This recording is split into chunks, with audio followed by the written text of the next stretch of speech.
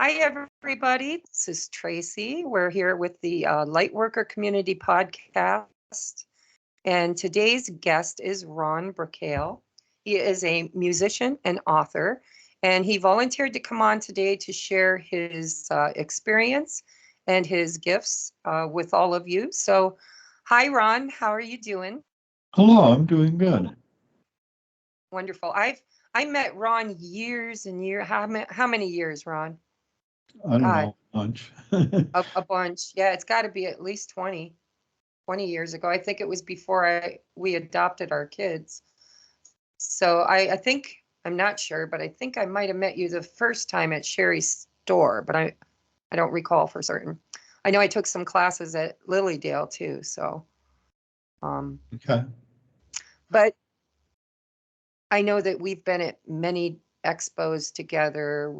Our paths have crossed in our business many times. So I'm very excited to interview you today and see what it is you got going on because I haven't seen you in a while, right? So um, I think I'll turn the mic over to you and just let you introduce yourself and talk about whatever you feel Spirit wants you to share at this time. Okay, well, I think I'll start with just a general childhood fast overview because I think anybody who is highly intelligent or empathic or psychic or um, has unusual or paranormal or enlightening experiences as a child is severely challenged by our society, which doesn't really facilitate or accommodate any discussion even about such things. So, I grew up in suburbia. We were lower middle class, blue collar, family or whatever. I had four brothers. We were, economically kind of struggling. Um, so my parents really didn't have a lot of time for philosophical talk or, all of that kind of stuff. And from a young age, I had many different experiences that I couldn't really fit into the box, if you will. So just things like I like to climb trees. And I could look out over the whole neighborhood, and part of me could sense a ghost forest, that this was just a forest not too long ago. And where did it go? And just this vast number of houses, and there's no real farming here. There was something out of balance and even dangerous feeling about it. And this is from a very young age. I had a number of different experiences, various, you know, some of them extreme, some of them less extreme. Um, but perhaps to jump ahead to more of a high school when I really started realizing that um, both other people were in this other class of being aware, and that it all kind of started making sense to me. One of the things was I read the Bhagavad Gita in high school and realized I had read it before. Mm. So that was my first real, I believe in reincarnation. Before that, you have all these feelings and impressions, and like, where did that come from? Or why do I feel familiar with this or this? And obviously, Western psychology has a lot of excuses for a lot of things, but I would say that in a lot of cases, they are excuses, because it doesn't add up. Um, so another experience I had was I was in study hall and somebody handed me an underground newspaper, and I put it in one of my big books, and I'm reading it and I come across an article of Allen Ginsberg chanting a mantra, and it was a Tibetan mantra. Um, the article really didn't have any instruction involved. It was more like they were singing the mantra, and it was all cool hippie stuff back then. This is a while ago. Um, but I instinctively knew that each word had to be a breath, and that each two-syllable word was inhale and exhale. And I just sat there and immediately like fell into doing mantra. I fell into a deep meditation right there in study hall. So meditation from then on has been a big part of my life. Yeah. When I went to college, you're new, you get to the dorm, whatever. I would meditate in the morning before the whole day, get my center, get, grounded in my spirituality. Like really good meditation. And the one time then I went down to the dining hall for breakfast and I'm talking to this other man who was there, a fellow student. He was in my dorm building, but he was up and over several rooms. So there was no physical connection there. And it was like we were the only two people awake and everybody else was in a dream. Oh, Literally.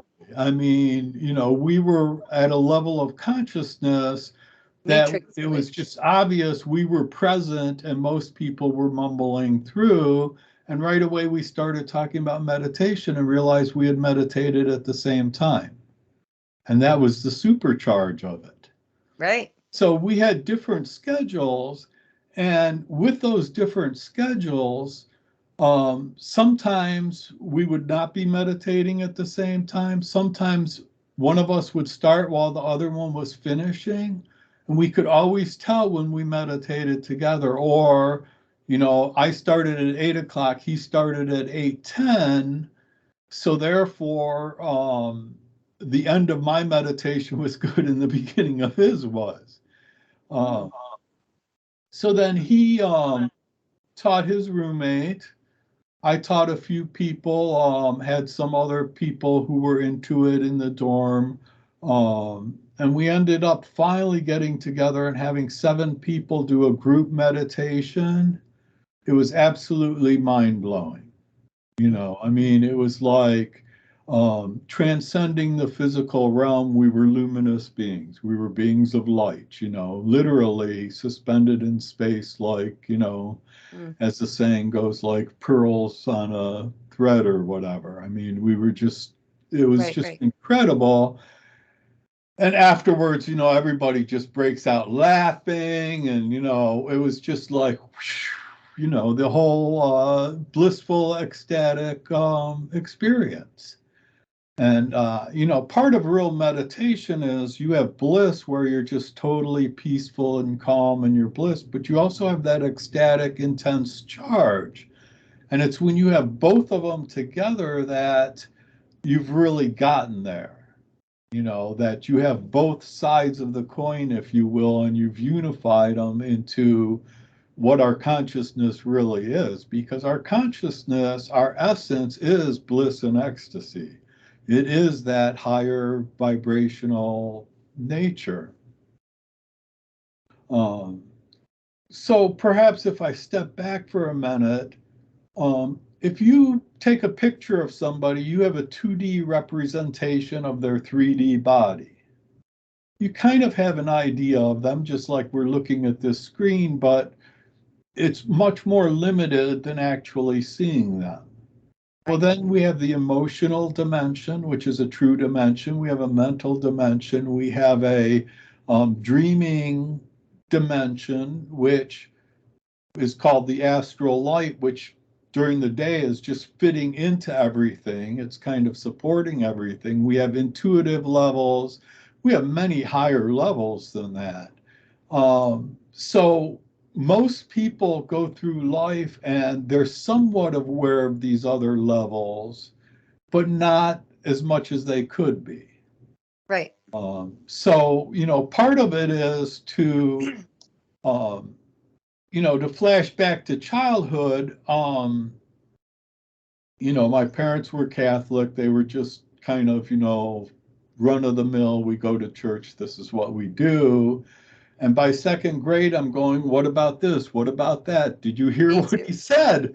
And they were like, just shut up. I mean, they Right. really didn't want to hear it. They actually Don't would say, question. shut up. And so, like, they weren't hearing it. They weren't hearing the message at all. But the flaw of that whole Catholic thing, which is the Roman Catholic thing, which, the Romans put together the New Testament in the 3rd century. It took them another couple centuries to burn almost all the copies of Mary Magdalene's gospel. Exactly. So they had a lot of agenda in what they picked and what they excluded.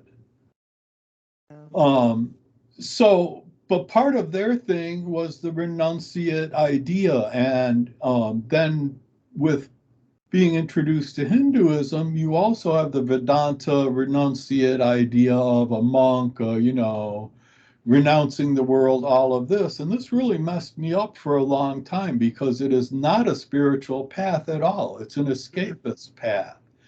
Right. Renunciation is as bad as excessive indulgence.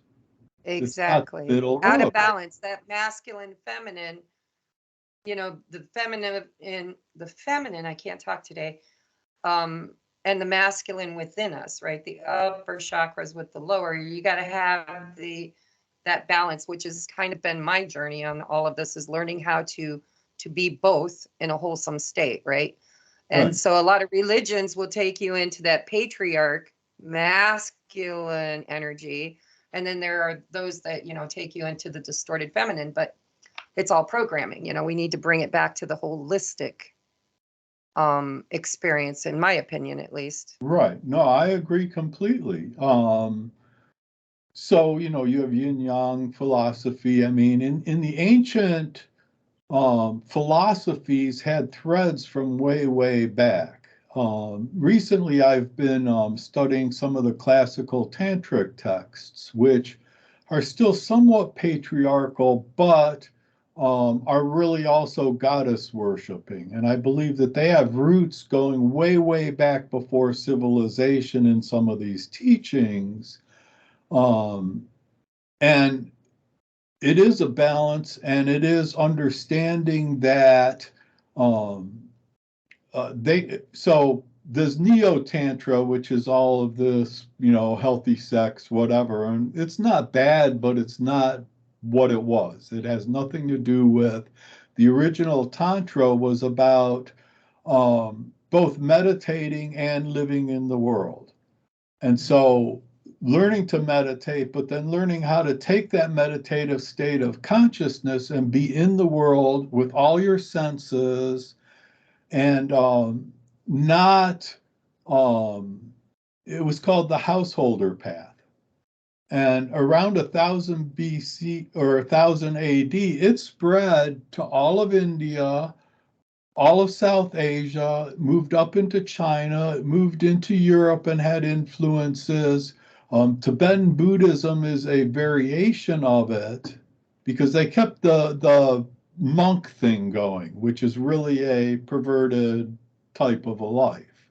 Right. Um, but then both the Muslim influences and then the British coming in and all of that, they really tried as hard as they could to bury it, just like the church tried to bury the feminine side of the teachings of Jesus. Not just, I mean, we read in the documents that were recovered, I believe it's in the Nag Hammadi, that Jesus was always kissing Mary Magdalene.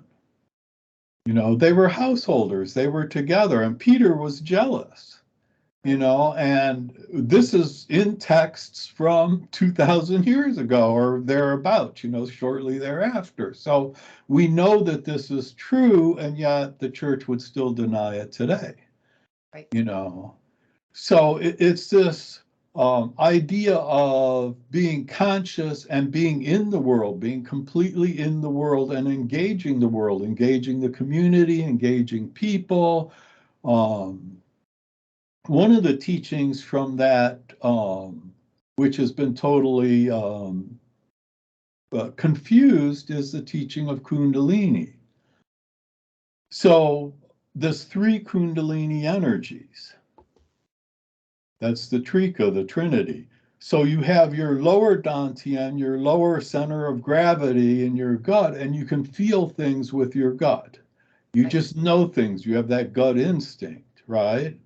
And that's one of the kundalinis. That's your gut brain. And then the idea of having it ascend to your brain, it means you're connecting the two. So then there's this higher kundalini of it's thought, but also just knowing intuitively. In that higher realm, there's the term the ghost cave for the head because this I, this mental I, is a ghost. It's not real. You perceive your mind. You're the Right. one aware of as consciousness this mind that keeps calling itself the I. Right. The mind is not the I, the conscious luminous being is the I. Right. So you've connected the lower and the upper Kundalini, and this is where the yogic traditions of today have really gotten lost. Because then there's the third state where together those two energies merge and meet in the heart. And it's in that heart, in that love of the world, in that going forth in life. They call it Jiva Mukti, liberation while alive, while right here, right now. Right. This is where it has to be. Once again, the ascension religions that say, oh, after you die, it'll be great. So just do all this stupid stuff now. That's a big lie. Right. It really is. You're not living for that future promise, whatever they've dangled out in front of you in order to get you to comply and pay your money and do all this stuff Exactly. is not the way. The way is right here and now, Ram Dass here and now, that's Yeah. And it's so so hard to deprogram people. I have a lot of clients that were raised and programmed in the Christian religion, and and I challenge them every time. I'm like, do you really think that God is an old man somewhere, the firstborn children of people to get your robes ready to meet him? I mean, I don't know. It just never, like, even as a child, I was raised in that, and I questioned and questioned and questioned. I'm like, I feel God here. Like, what? Why are you putting him up there, right, where right, I the can't kingdom reach is him? within. Yeah. No, I completely agree. I mean, he says it, the kingdom is within. He, does Right. it's all written right there. It's just that people kind of like have taken a little piece here, a little piece here, and made up this mythology. Right. Yeah, we went to this one church service for a friend's mother who had died, and the minister was actually up there talking about what seemed like the zombie apocalypse to us. The graves under the ground are going to open, and all those rotted Right. bones are going to get new flesh, and all this very material stuff. And we were like, really? Can any intelligent person believe this? Because it is such it's a very demented fantasy. Right. Uh, the world today has a lot of problems with separating reality from mental fantasy. Right. And it seems to be increasing in our society. Um, one of Well, the, virtual reality, right? right. Yeah, and so they're falling into it more and more. Somebody comes up with this big conspiracy theory on YouTube, and next thing you know, they have lots of followers, so they keep embellishing it because they're getting paid for hits. But at some point, even if they realize it's false, they're going to keep doing it, and people fall in for this stuff. And from a very young age as a child, I was very, very dedicated to what's real, you know, uh, whatever. You'd go to church and you'd go, well, wait a minute, is that real or not? Right. Can you prove what he's saying? Right. And Well, what's gone. I I just kind of have maybe a different perspective on it. Don't know if I'm right or wrong, because um, I don't know that there's proof out there. But the way, because I channel, and the things that I channel speak about, we create our external reality with our internal belief system. And so you're never really wrong. If you think the earth is flat, you will create validation in your world to prove that, but that may not appear in other people's external reality as truth. So whether you're right or wrong, you're basically right in your own beliefs. But solid, everything is manifested, right? Everything is particles with space in between it. Nothing is truly real. And how we form those particles into something you can touch, taste, smell, and experience um, is kind of glued together with our creative mind and our creative belief system, or at least that's the way, you know, or that's the way I've internalized the data that I've studied, and mixed with the channelings that I get, the downloads, I guess you would call them, is that yes, we're co-creators. We can't always create the exact experience, but we create how we experience it by the internalization of the beliefs we have around it. And therefore, that's why, it's so much easier to manifest negative stuff, because we've been programmed to believe that, Murphy's Law, if anything can go wrong, it will. That's an easy belief system. But you tell somebody they can be a millionaire, and they're like, no, I can't. I'm like, why not? Well, because people like me don't become millionaires, or whatever their belief around it is. But the churches are really good at getting people to believe the way they want the world to be created, and therefore it becomes manifest. Or at least that's the way I take Yeah, my I take can on it. relate to that, but I think that it's a two-edged sword. So in one sense, if we stand before a tree, we have all these ideas of what a tree is. Mm-hmm. However, every morning, the living being in that body has light coming into all those leaves. It feels the wind moving it around. It can smell the air. And we know this, that certain plants will smell a certain insect and then emit something and even communicate to other plants through scents that they put out in the air, so forth and so on. So science is even showing that um, plants are highly sensitive. A tree is a very advanced being, but when most people encounter a tree, it's not an advanced being. So I believe that we create our reality, and our consciousness puts it out there, because what's out there is, I like to call it the sentient mystery, Right. because it's so vast, and whatever world a tree is living in, I can't really know that world. I'm Right. sure it's a complete reality. It's in touch with all the other trees. It's probably an amazing reality. That's not my human reality. Exactly. Um, at the same time, people hold beliefs that are obviously just illusions or delusions. Yeah, Uh, but they can connect through consciousness with other people that believe the same thing, and collectively manifest validation for their beliefs.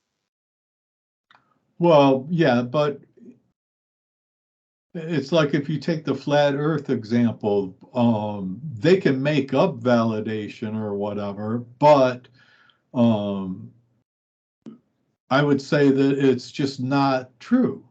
That there is truth. Um, however, um, I would say that we don't really need to convince them or to spend overly amounts of time with people who have beliefs different than us. Everybody has to work through their journey to come to a better understanding that they're conscious beings. Right. Now, that said, we have another issue here, like you brought up, or when you do a reading and you're really uh, sharing truth, there's nothing in the current paradigm of reality that accounts for that. Right. Therefore, people start coming up with languages borrowed from the existing language to describe things, A channel is a channel of water, a channel of Right. energy, whatever. You said a download, we're borrowing words to try and describe things that don't have language yet. And that's truth, because I've actually received things that I will sit and I'm like, I don't know how to, there's no word in my database to use to describe what I receive. And so, it's for me personally, like, human language is extremely limited, I think, when it comes to being able to tap into collective consciousness, because it's the record of everything that was, is, and never shall be. And a lot of that we've never actually experienced in this physical body. Right. Oh, yes. I mean, humans are, um, I don't want to say we're fairly limited because we're not. However, our human life, our human existence, um, kind of has its own little world, if you will, Mhm. and the universe is vast beyond our comprehension. Um, the number of higher beings, and not to once again be you're higher, I'm lower or anything, Right, but right. beings that just have a much more vast comprehension and perceptual ability. Hmm. Um, you know, I mean, it's just mind-boggling to even imagine. Exactly. And one of the big problems of humanity right now is we somehow put ourselves on this pedestal. We're above Mother Nature or whatever. And regardless, She'll be here long after we're gone. and how long will that be? We better wake up because we're Right, facing some problems right now. right. Um, you know, Somebody can assume whatever reality they want to. Oh, the environment is fine. We can keep, cutting down forests. We can keep doing this. We can keep doing that. Well, no, the biosphere is falling out from under us and we can't keep doing it. Business as usual is not going to go on. Right. And that's, someone can say, well, that's just my opinion. Yes, but it's based on fact. Well, what is fact? What is truth? However, we know that more species have gone extinct in the last short period of time than when the dinosaurs went extinct from a huge meteor impact. We are kind of we're at a crossroads as a species, as Right. humanity, and either we embrace spiritual life and wake up collectively and work together, or we keep on this false idea of we're separate. And Exactly. it's that. Separation, separation, separation. And it's so that's part of what I believe my incarnation this time is all about, is creating union, union, union, back from, the separation to the unity of Christ consciousness. It's like, hurt people, heal people. And there's still potential here for us to heal the planet and heal ourselves as a species, but um, we can't do it from the old Akash, right? We got to take what we've learned and we've got to integrate it and bring it into a higher state of consciousness, basically. Yes. That's why there's people awakening all over. I mean, I'm so amazed when people reach out to me from, Timbuktu, and they're like, I'm having this awakening experience and nobody understands it. They all think I'm crazy, and maybe I am. Do I need a counselor? Do I need to, I'm like, well, tell me what's going on, let me discern whether or not you truly are. No, but um, the numbers are just growing and growing and growing. And I keep meeting other people like me that have clients that are doing the same thing. And it's just, you know, I think this is the time. This is the time that we are at that crossroads, and we need to unify. And spirit brings to me visualizations and stuff, and I grew up in a big pop culture, but they show me the movie Ants from Pixar. You got 4 or 5 or 10 of these head honcho ants that are telling all the billions and billions of the worker ants what is and what isn't. And then it takes one little worker ant to figure out that they're lying, and pretty soon they're all unifying. And they don't even have to have a war, because they're so outnumbered. The others just they stop resisting. Now, I'm not saying that that's exactly what needs to happen, but I do believe that the more people that are becoming spiritually consciously aware of their shadow, aware of their duality, aware of their imbalances in their own divine masculine and divine feminine yin yang within them, the ability to manifest, to make manifest by using their conscious and spiritual connection together in the world. Like, I love the way you said, to become spiritually aware and be able to be here in a body, having these experiences, but still be in that transcendental state of awareness and consciousness. And I think that's where we're going, or at least I think that's what I'm here to help try to create, right? Right. I mean, that's the path. Jesus didn't say, hey, let's all go escape out into a commune and leave these Romans to their business. He Right. was right there in the marketplace. He was teaching right amidst the people. So yes, it is the householder path, meaning whether you own a house or whether you're in a relationship at a time or whatever, but that you're engaged in society, community, with your family, and it really does start that close, that in people's relationships with their kids, with their parents, whoever, working with those relationships is true spiritual work, Right. Um, yeah, Breaking a lot of ancestral traumas too. Like, I've noticed a lot of my clients are literally they're breaking the chain, right? Dad was a drunk, dad's dad was a drunk, dad's dad, mom was codependent, mom's mom was codependent. And I'm watching them literally go through that Akashic record internally and clearing the markers, I guess you would say, for the right. future generations, which is kind of brilliant. I mean, the way we're all choosing to do this at the same time is pretty incredible, I think. Right.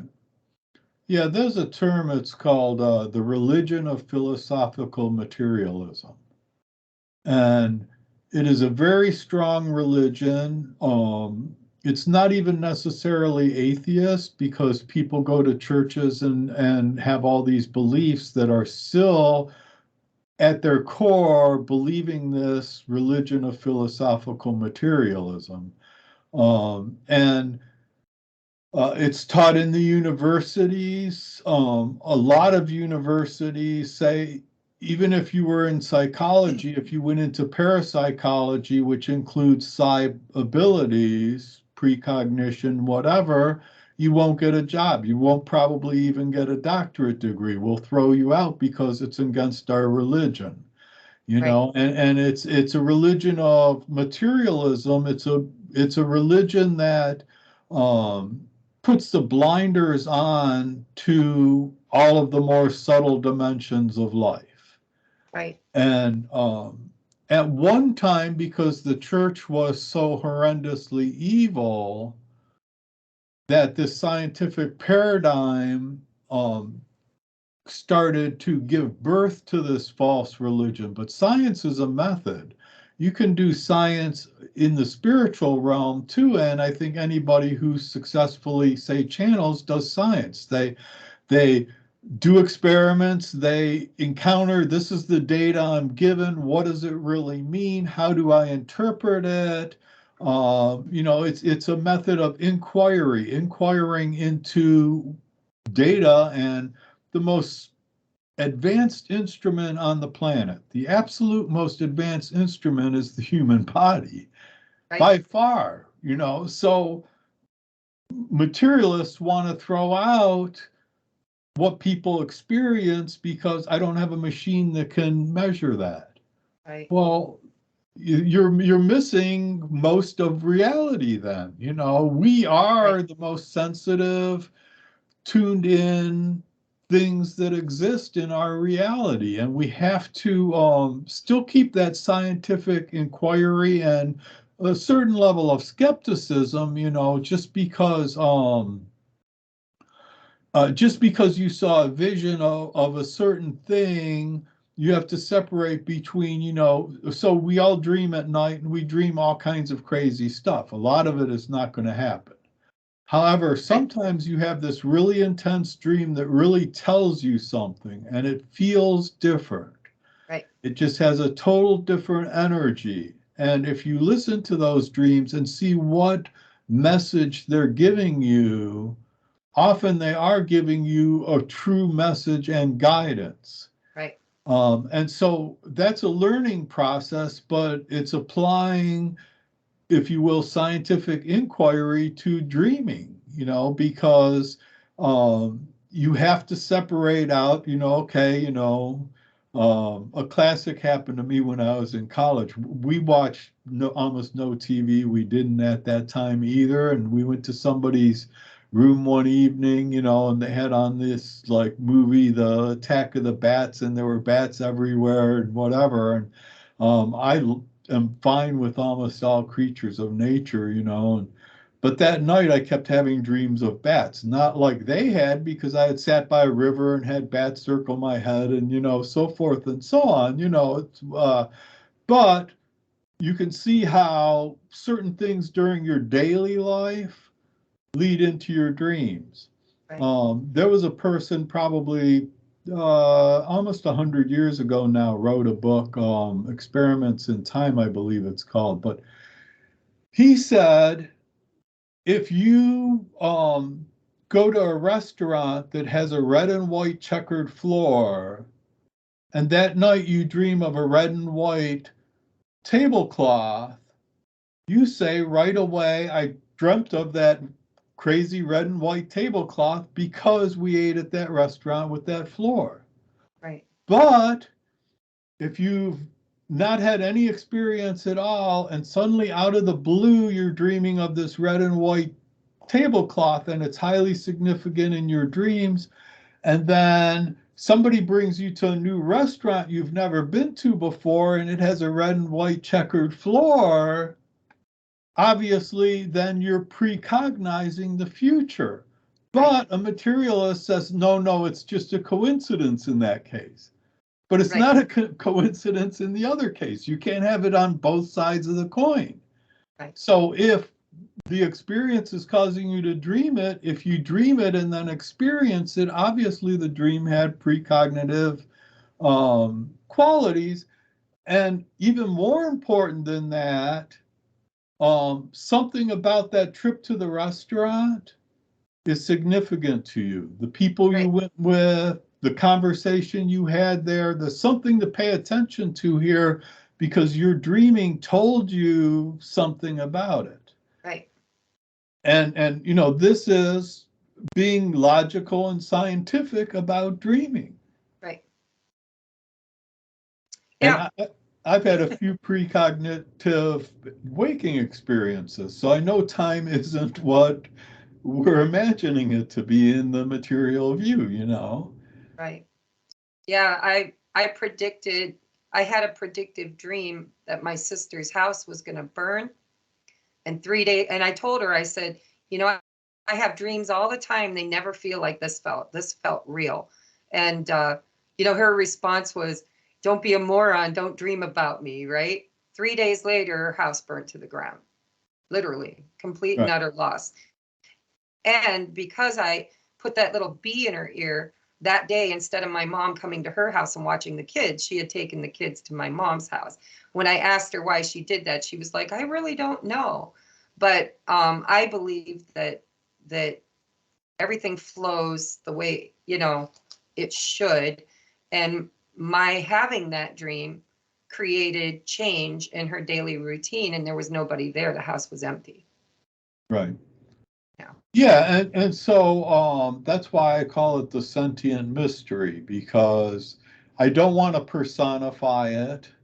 I mean, obviously, God does not have gonads to say it's male or female, and Exactly. you can't even say it's planetary or stellar. We can say that the Earth is a living being and very powerful, and we really don't know how much um personal interaction comes from the earth or from the sun or from the total supreme spirit of the universe. It doesn't really matter to us. Right. But the fact is, there is a sentience, and anybody who's had a synchronicity can learn that by looking at those, they're very, very personal. Mhm. You have synchronicities. However, that was designed, something knows us better than we know ourselves. Exactly. It knows our in and outs, it knows our inner world, because that's why it was a synchronicity. Exactly. If it didn't know our inner world and didn't know us that intimately, then it would just be another event. But because, first of all, it was against the odds, but it wasn't just against the odds. It had elements that meant something to us. It was a synchronicity. Right. Right. And there's a phenomenon right now in the world where people are having these signs and synchronicities, um, and they are paranormal. I mean, I wouldn't even 4 years ago, I was a total different person. And um, you know, numbers and song lyrics, and it was like I was literally guided by something bigger than me, out of my trauma and into to my healing, and then put in a place that I never thought I'd be. I never wanted to be on YouTube. I was scared to death of tarot cards. I thought they were the devil incarnate. And it literally, I can't even explain it. It was like I got on a roller coaster that was headed for a destination. And once I got on, there was no getting off. It's like, here we go. And it brought me right to where I am today. And I believe that and I am a contact and just I believe I teach through what I've learned. And, I just never thought I'd be here, but I'm here, and these fantastic stories about, you know, I was a drug addict and I was, selling my body for money, and I was living with a man or a woman that was abusive, and I had my children taken away. And that's just one, example. And one day, I just started having these thoughts that I never had before. And then I started seeing these signs and synchronicities, and I would, like Curious George, follow them like breadcrumbs, and it guided me here and then it guided me there. And now here I am today, and I'm clean and I'm sober and I'm writing a book and I've started a blog, and people come to me and I'm telling my story, and they're changing their lives because of the story that I, am telling. And it's pretty much a daily occurrence for me. Like almost every single client I have is either at the beginning, the middle, or the tail end of that story. And I believe it is a paranormal phenomenon that is happening right now in the collective. And I'm like Curious George, I can't wait to see what comes from it. I mean, what collective changes are we going to make on this earth? All the people that chose it, because you hear a lot of people in the spiritual community talking about the chosen ones, the stuff written on cave walls, and um, the way I hear it in my head is that everybody is the chosen one, but there are those that chose and those that did not. And so Right. everybody is kind of being given the opportunity to heal themselves, their family line, the planet, collective consciousness, but not everybody is choosing to have that experience. And so for me, it kind of feels like, and I don't know for sure, but it kind of feels like a numbers game, right? You tip the scales of collective consciousness by numbers. How many will choose it and how many won't? And will we be able to actually create the change that's necessary to not end up in that Armageddon state or that state of loss? Because, the universe will wipe, I mean, Mother Earth will be here long after we're gone. And at some point we have to evolve enough to realize that we are not destroying her. We're destroying Well, we ourselves. exactly. Yeah, We're I mean, the earth can bring forth life again. That's not a problem for her. The problem is for us. Yeah, I think you said a couple of interesting things.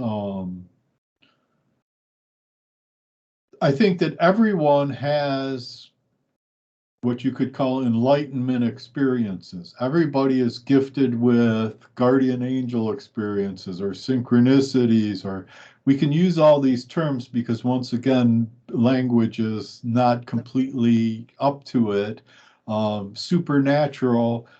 Um, there is this sentient mystery, this overall superconscious awareness that is taking care of us and trying to lead us forward to being more aware, to being more perceptive, to make the step to a higher level of being than what we've been doing.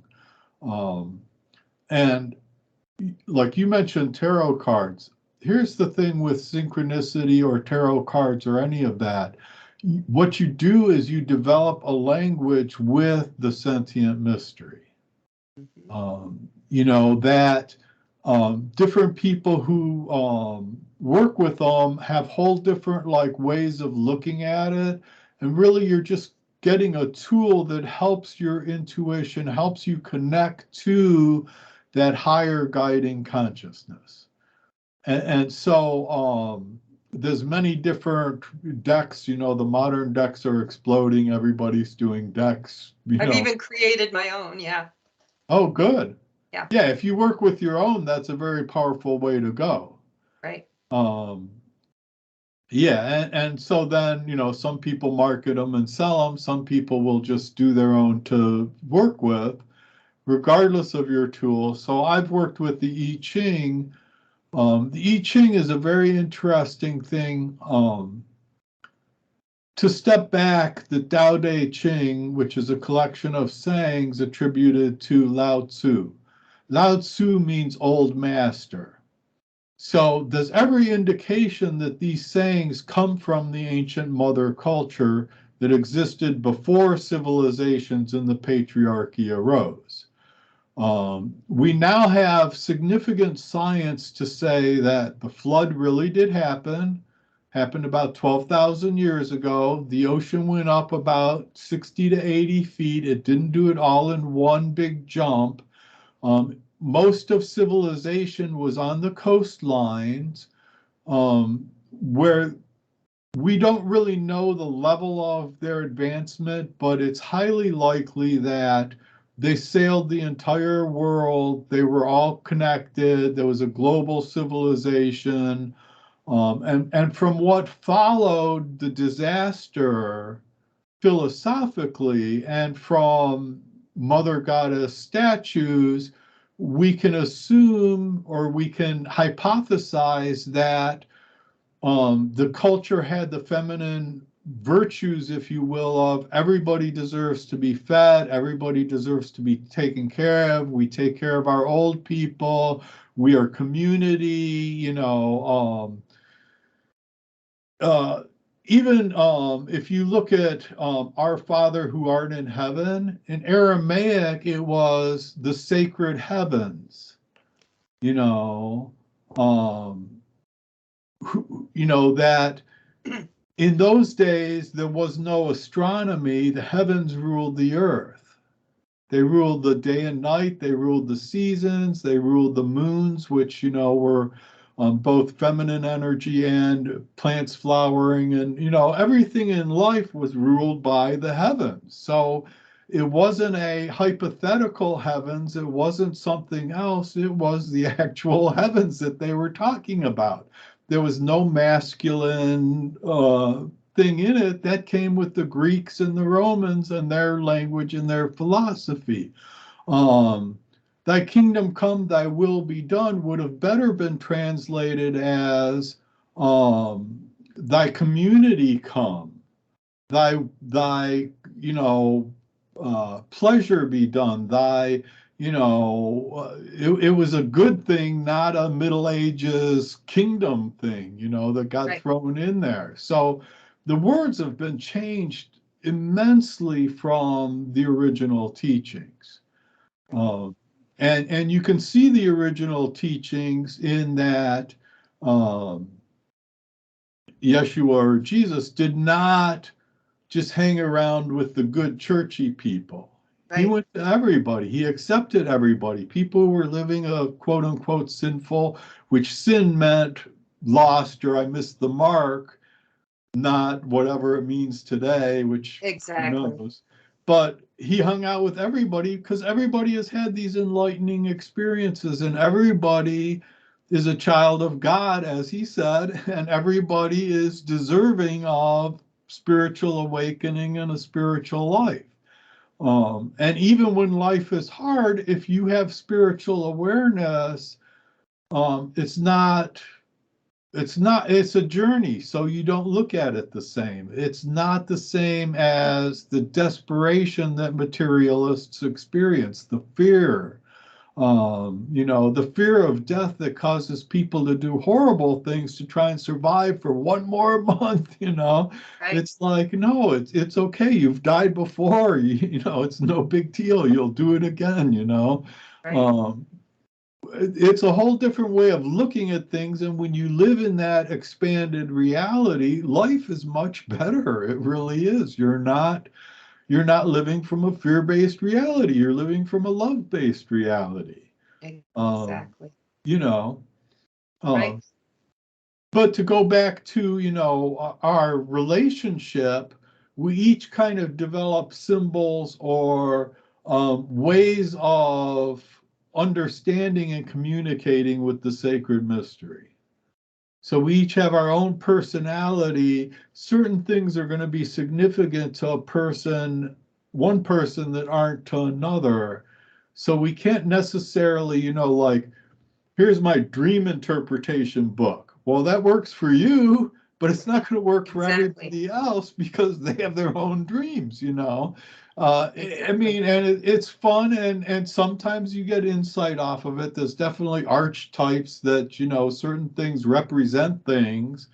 However, we also got to be very aware of cultural biases in that, which, because we come with cultural biases, we might interpret certain things according to them, whereas somebody in another culture would have a completely different view of that same symbol. Right. So, getting to know ourselves is one of our big purposes here. Who am I, is a big question, but, what am I? I mean, it gets deeper and deeper, but just getting to know our own personality, our own being, like, we all react to certain things, but as you become more conscious, you don't react to things. You choose how to respond to things. Responding is a lot different than reacting, It sure There's an is. extra step there. Yep. uh, you know, That's been like huge in my own awakening, is learning that, I may not always be in control of creating the experience, but I'm absolutely in control of how I choose to experience it. yeah, Whatever how you experience it it, is.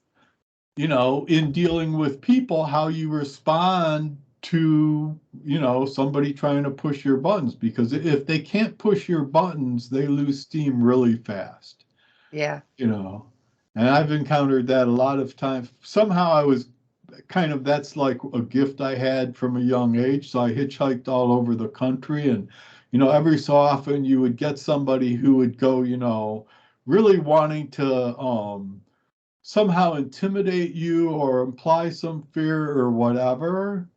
And my natural tendency would be to respond in such a way like I just don't get it, and it didn't have any effect on me. And suddenly, like, you see their whole demeanor change. It's like, well, I don't really have to control this person because they're not trying to do anything to me either, and it's all okay. And suddenly that really quote unquote bad person that wanted to do whatever or manipulate you in whatever way has lost steam, and now they're just another person. And often, you can communicate at that point. We should be able Right. to communicate to everybody. Hmm. Yeah. So, well, we're at 57 minutes, and I would really like to bring this to, what you would like to share with everybody as far as what you're doing currently in your life, and, opportunities that you might have opening up to offer services, or really anything you want to sum up the interview with. Yeah. So, to start with, my first basic offering is a set of books. You can put my name in Amazon. I suggest, if you're already a fairly deep person, starting with a Seer's guidebook. This is like really compact, really deep philosophical wisdom. Work your way back as far as the age goes. My very first book was written a long, long time ago, so it maybe has a little bit of more hippie-ish feel to the spirituality. So there's this set of books, and I'm still writing. My other main gift is my music. I feel that music is a higher language than words. My main instrument is a shakuhachi. It is a Zen bamboo flute. It's just a piece of bamboo with 5 holes. And yes, we can make 12 notes out of it, but we can also play all the harmonics, which people don't even realize, most of them, that in the Western scale of 12 notes, there's only 4 notes that are in tune with natural sound. Mm. People talk about natural healing sounds and all this, but very few of them are truly aware of the harmonic sequence and the nature of sound itself, which is harmonic. So the harmonics, um, like I said, there's 4 notes in tune in the Western scale. Both solo music and music with synthesizers that I program. I'm hoping at some point, now that I have a little bit more time, to also work with some other musicians of like mind. Music is very important. If you're listening to, say, solo shakuhachi flute, that in itself can be a meditation. In order to play it, I have to be in a totally meditative state. If I'm playing and my mind starts working on anything, my playing is diminished. So I have to Right. be 100% there with the flute. Um, I am planning at some point to offer I Ching readings, but I don't quite have a format for that or a bigger plan, but I am open to it. It's been a work that I've been doing for a long time. Eventually, I'd like to publish the book, because um, it is not yang is good, yin is bad. That's obviously a really sick patriarchal view, Exactly. It's absolutely absurd, and nothing like, as much as the sayings of the Tao Te Ching came from this ancient civilization, so did the I Ching. And you can find the patterns of 8 and 64 in many traditions around the world. So I know that these teachings have taken a lot of formats, but these teachings are still being taught in an oral way. There are Mhm. still people passing on ancient oral traditions that are under the radar of books, writing, and all of that. Mhm. And we know that from, say, the Native American shamanic cultures.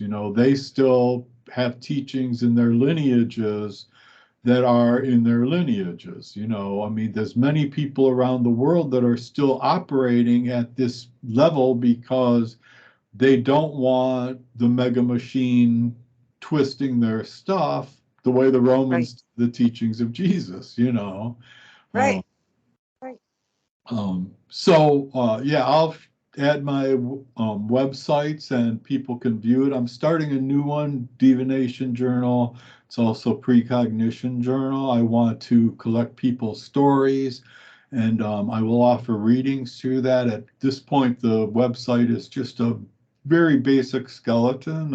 It takes a lot of work to add content, but it grows over time. So I will be doing that as well. Well, that's nice. So if somebody wanted to share their experience, that's something that you're going to write about. Is that what you're meaning?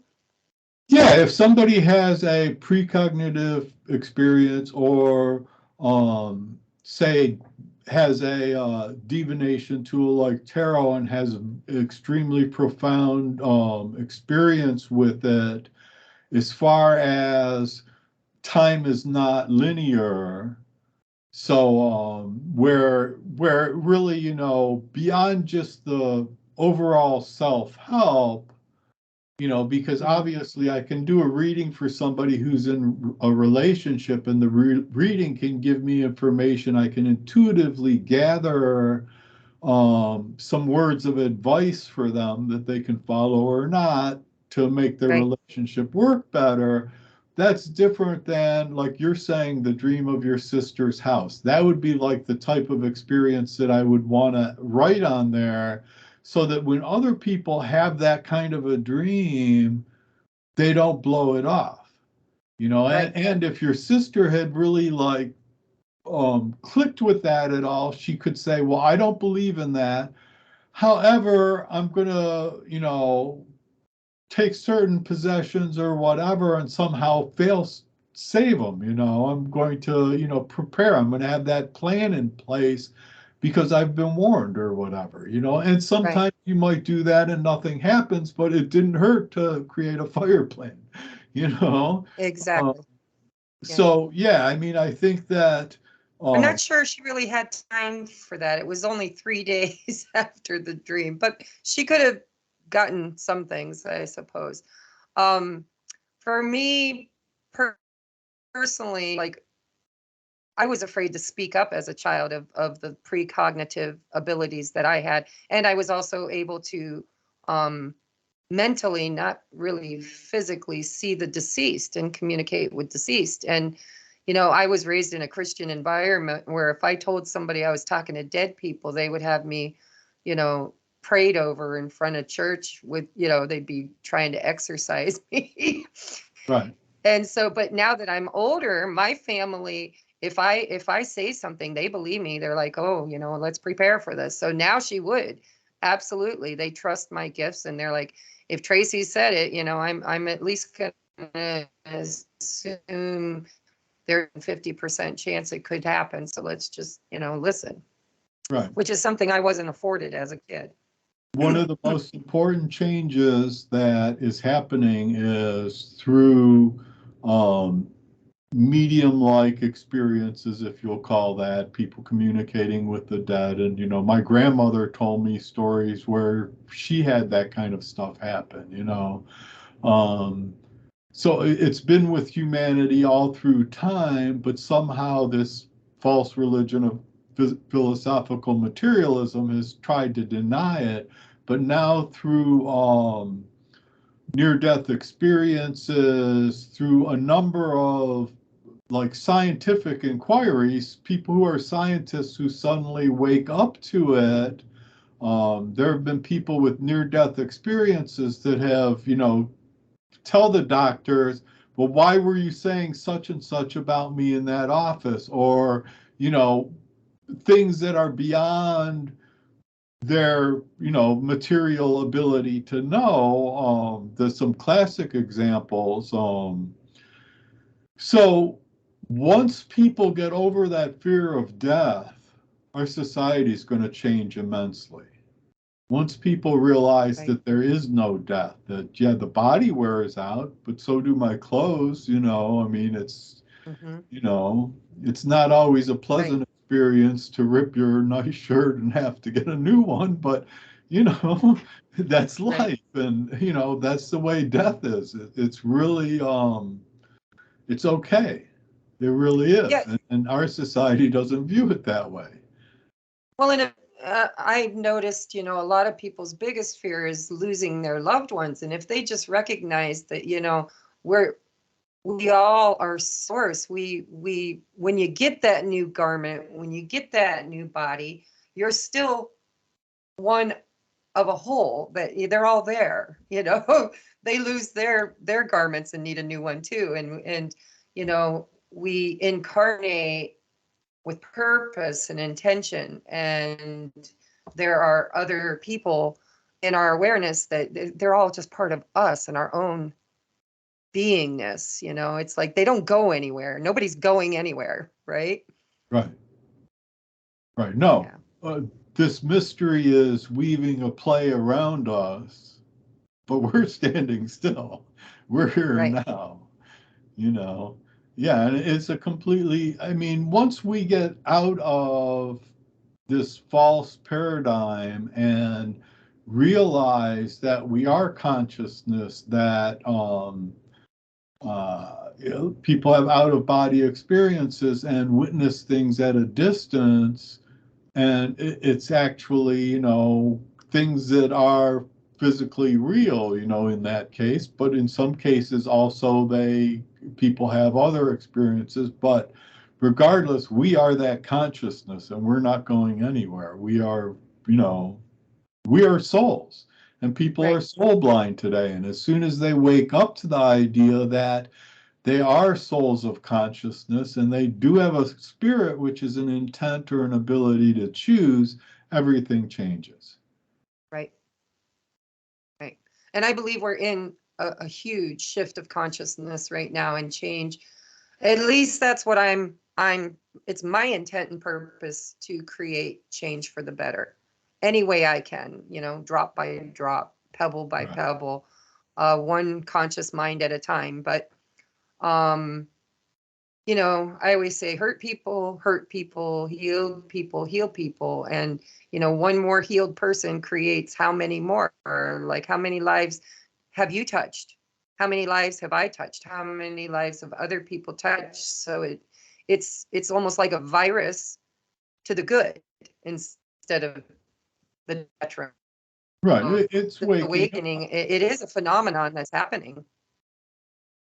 Yeah, well, I mean, you can only believe in a false belief for so long until suddenly it becomes so obvious to everybody that it's a false paradigm. That Right. worldview is not real. It's something that Right. was made up. It's mythology. I mean, all beliefs are mythology, but we're ready for a more advanced mythology, if you will, that will carry us on our way and will serve us and will help us, as a loving people, as as a unified species that really has a bright future. It's our choice. And I think more and Right. more people are taking that choice. Exactly. Those who choose, not the chosen, but those who choose. And hopefully everybody will get on board. Exactly. All right. So, Ron, I'm going to have you send me all your links and I will put them in the description box for those that want to purchase your music, purchase your books. Um, can I ask you a question before we go that's kind of on topic but off topic? Sure, of Do you course. have any advice for new authors? Because I have a lot of clients that have had you know, these experiences that they want to tell. And they've written books, but they're just not educated on how to publish. Do you self-publish? Do you publish through a Oh, publisher? I self-publish. The same with my music. For the music, I do pay a yearly fee to be on Spotify. Spotify gives me a penny for every 20 plays, so I would need millions and millions and millions of plays to make any significant money.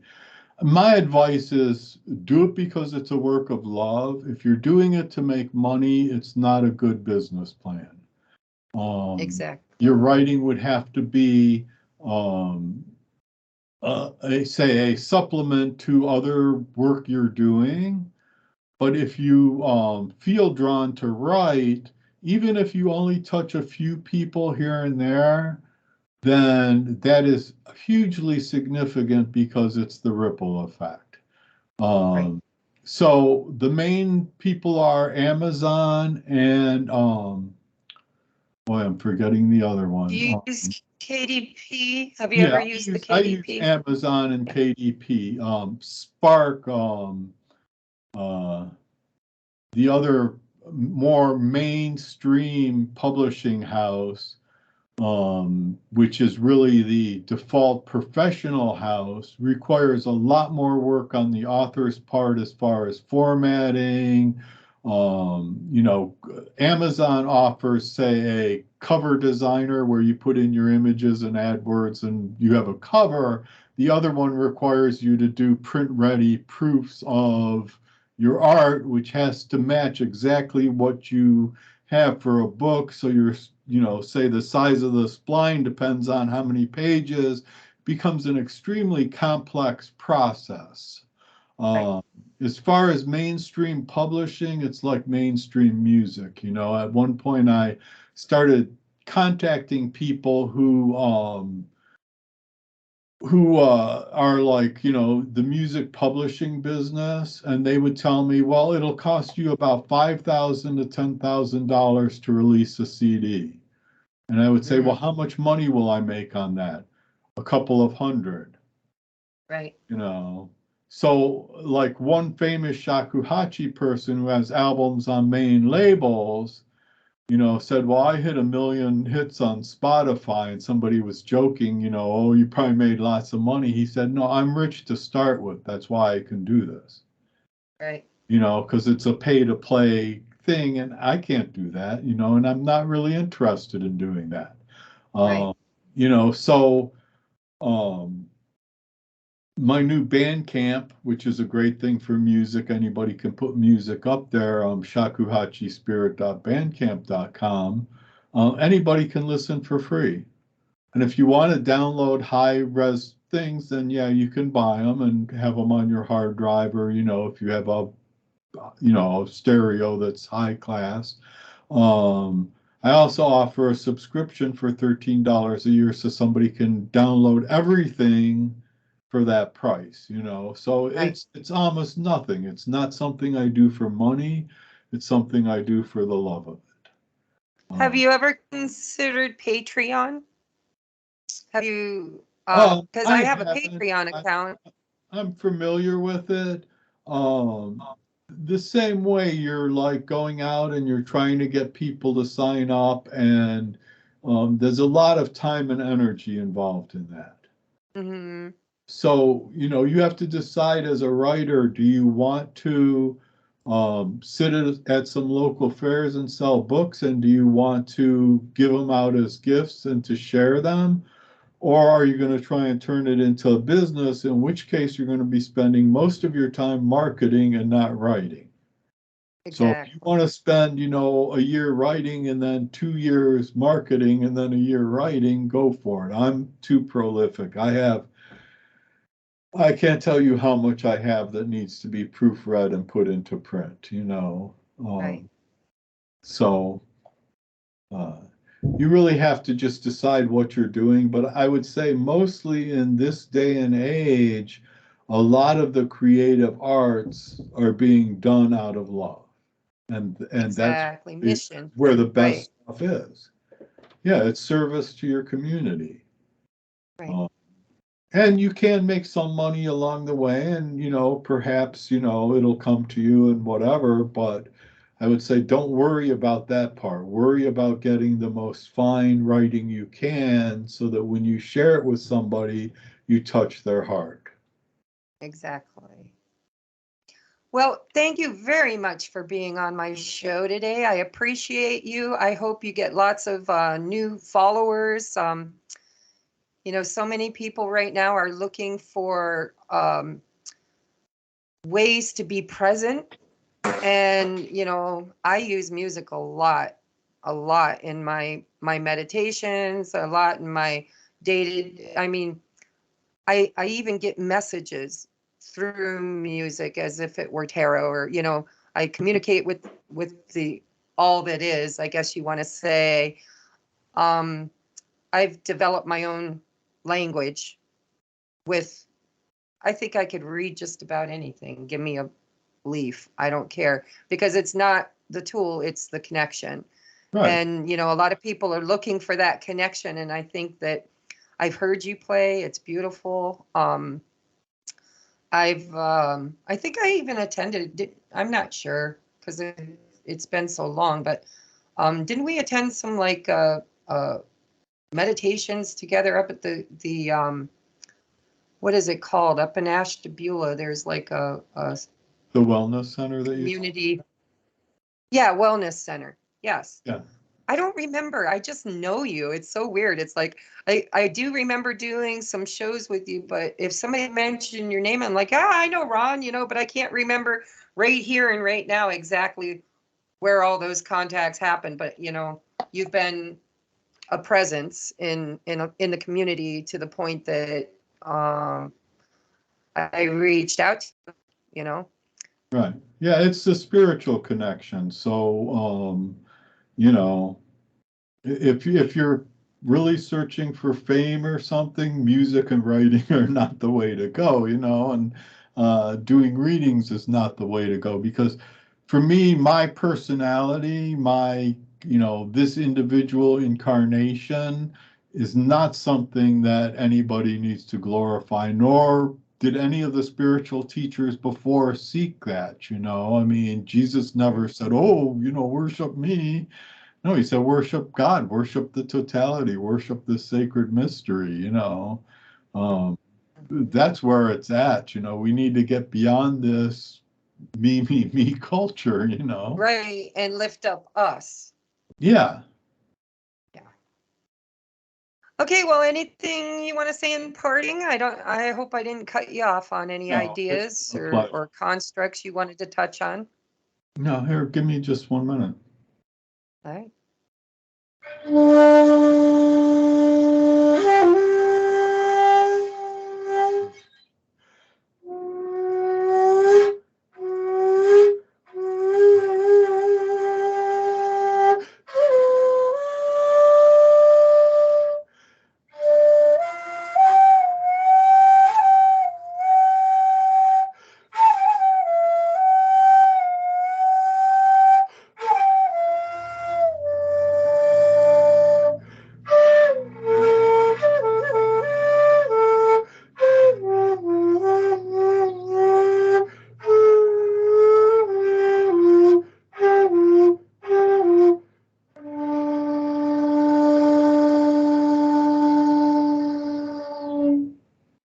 Peace and blessings.